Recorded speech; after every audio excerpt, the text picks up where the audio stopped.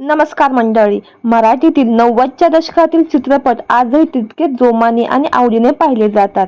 त्या चित्रपटातील रस तीळ मात्र कमी झालेला नाही. अशी ही बनवाबनवी हा चित्रपट तर आजही तितकाच आवडीने पाहिला जातो. या चित्रपटात लक्ष्मीकांत बेर्डे, सचिन, अशोक सराफ आणि सिद्धार्थ रे यांना राहण्यासाठी भाड्याचे घर हवे असते.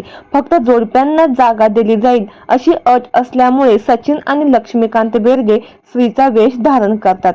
त्यांची मालकीण म्हणून प्रसिद्धी झोतात आलेल्या सुप्रसिद्ध अभिनेत्री म्हणजे नयनतारा यांनी या चित्रपटात लीलाबाई काळभोर हे पात्र साकारले होते.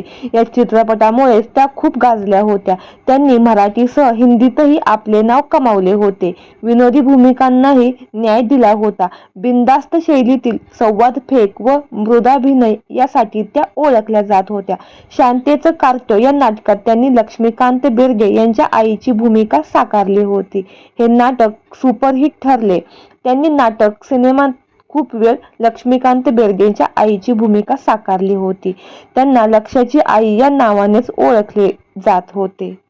प्रसिद्धीच्या एवढ्या उंच शिखरावर असतानाच त्यांना एका आजाराने ग्रासले आणि या आजारात त्यांचा एक पाय कापावा लागला. मधुमेहामुळे त्यांची प्रकृती बिघडली. जवळपास 10 वर्ष सिनेसृष्टीपासून त्या दूर होत्या.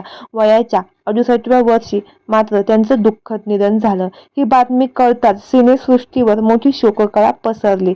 मृत्यूला बराच अवधी झाला असला तरी आजही हा प्रसंग आठवला तरी मनाला चटका लावून जातो. नयनतारा यांनी बाळागाऊ कशी अंगाई, अशी ही बनवाबनवी, आई पाहिजे, सगळीकडे बोंबाबोंब इत्यादी गाजलेल्या चित्रपटात काम केलं आहे.